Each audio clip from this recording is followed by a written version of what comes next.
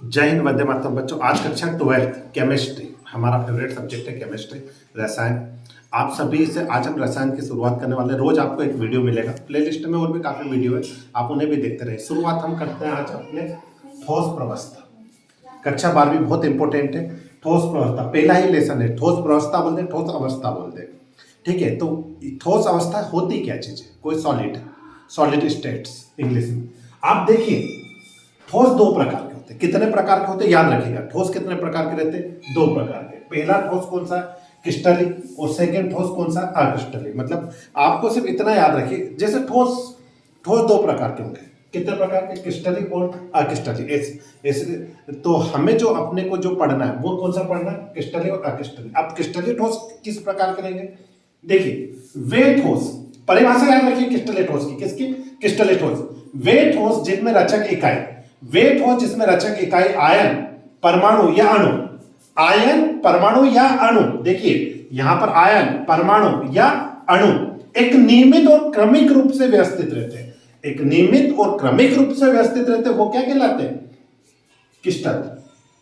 क्रिस्टलिक ठोस। कौन से ठोस कहलाएंगे? क्रिस्टलिक ठोस। अब आपसे कोई पूछ ले क्रिस्टलिक ठोस किसे कहते हैं, तो आप परिभाषा दीजिए। वे ठोस जिसमें रचक इकाई आयन, परमाणु और अणु एक नियमित और क्रमिक रूप से व्यवस्थित रहते हैं, वो क्या कहलाएंगे? अपने नियमित क्रिस्टलिक ठोस। एग्जांपल, हीरा, आयोडीन, सोडियम क्लोराइड। नमक, जो नमक रहता है कि नहीं, मैं आपको बताता हूं। अभी देखिए, ये हमारा सोडियम क्लोराइड, ये क्रिस्टलिक ठोस का उदाहरण है। किसका उदाहरण है? क्रिस्टलिक ठोस का। सोडियम क्लोराइड, NaCl जिसे कहते हैं। आपने देख ही लिया सोडियम क्लोराइड। इसके अंदर क्या रहता है? जो आयन है वो क्या नियमित व्यवस्थित क्रम से जमे। जब हम इसे गौर से सूक्ष्मदर्शी से देखेंगे तो ऐसे ही पाएंगे। तो आइए, क्रिस्टलिक ठोस। अब अक्रिस्टलिक ठोस, वे ठोस। देखिए परिभाषा यहीं से एक याद करेंगे। वे ठोस जिसमें रचक इकाई आयन, परमाणु, अणु एक नियमित और क्रमिक रूप से व्यवस्थित नहीं रहते। क्रिस्टलिक ठोस में व्यवस्थित नहीं रहते, अक्रिस्टलिक ठोस में क्या रहेंगे? अव्यवस्थित नहीं रहते हैं, वो क्या कहलाएंगे? अक्रिस्टलिक ठोस। एग्जांपल बहुत इंपॉर्टेंट, कांच, प्लास्टिक और रबड़। आपको ये याद रखिए, कांच, प्लास्टिक और रबड़, मतलब ये क्या चीज है? अक्रिस्टलिक ठोस के उदाहरण है। किसके उदाहरण है? अक्रिस्टलिक। अगली बार आपसे कोई पूछे अक्रिस्टलिक ठोस किसे कहते हैं, आप क्या कहोगे? कांच, प्लास्टिक, रबड़। देखिए ठोस जरूर है। आप देखिए, एक बंडल बनाते जाइए प्लास्टिक का तो काफी ठोस हो जाएगा, लेकिन वो कौन से ठोस है? अक्रिस्टलिक ठोस। अब हम जो पढ़ने वाले हैं, क्रिस्टलिक ठोस चार प्रकार के रहते हैं। कितने प्रकार के रहते हैं? चार। और चारों के ही हम एग्जाम्पल पढ़ेंगे। आइए हम देखते हैं। अभी हमने देखा था कि जो ठोस है वो दो प्रकार के होते हैं, अक्रिस्टलिक और क्रिस्टलिक। अब जो अक्रिस्टलिक ठोस है उसका कांच, रबड़, प्लास्टिक ये हो गया था। लेकिन क्रिस्टलिक ठोस जो है वो चार प्रकार के होते हैं। उसमें जो पहला प्रकार है आयनिक ठोस। कौन सा ठोस? आयनिक ठोस। बहुत इंपॉर्टेंट है, परीक्षा की दृष्टि से आप मान के चलो कि आपका एक नंबर कंफर्म हो चुका है। आप इसको अच्छे से समझ लिए। तो आयनिक ठोस, आयनिक ठोस वे पदार्थ होते हैं। आयनिक ठोस क्या होते हैं? आयनिक ठोस वे पदार्थ होते हैं जिनमें क्रिस्टलों की संरचनात्मक इकाई धन आयन और ऋण आयन किससे बनी होती है? धन आयन और ऋण आयन। तो आयनिक ठोस वे ठोस पदार्थ होते हैं जिनमें क्रिस्टलों की रचना इकाई धन आयन और ऋण आयन होती है। जैसे अब ये एग्जाम्पल आपको याद करना है, मतलब परीक्षा में क्या आएगा, आपको परिभाषा के अलावा ये आ सकता है कि ये किस प्रकार का ठोस है। सोडियम क्लोराइड, अभी मैंने आपको बताया था sodium chloride, NaCl, caesium chloride, ये कौन सा ठोस हो गया? आयनिक ठोस। Zinc chloride, AgCl। ठीक है, तो ये अपने जो ठोस है ये पांच प्रकार के, ये किस प्रकार के ठोस हो गए? आयनिक ठोस। अब सेकेंड जो प्रकार है, अब उस पर आ, जो हम क्रिस्टलिक ठोस पढ़े थे उसमें हमारा जो सेकेंड है आणविक ठोस। कौन सा? आणविक ठोस, जिसे मोलिकुलर ठोस भी कहते हैं। आप बहुत इंपॉर्टेंट है, इसमें से भी एक क्वेश्चन बहुत बार आ चुका है। देखिए, आणविक ठोस वे पदार्थ होते हैं जिनके क्रिस्टलों की संरचनात्मक इकाई अणु होती है।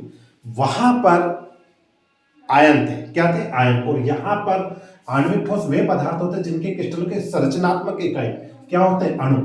उदाहरण के लिए आयोडीन। अब आपसे कोई पूछे आयोडीन कौन सा ठोस है, तो आप क्या कहोगे? आणविक ठोस। आपसे पूछे ठोस मीथेन किस प्रकार का ठोस है, तो आप क्या कहोगे? आणविक ठोस। सल्फर, ठोस अमोनिया, ठोस कार्बन मोनोऑक्साइड। CO क्या है? ठोस कार्बन मोनोऑक्साइड।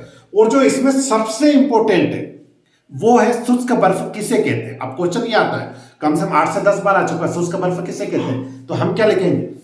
ठोस कार्बन डाइऑक्साइड। शुष्क बर्फ किसे कहते हैं?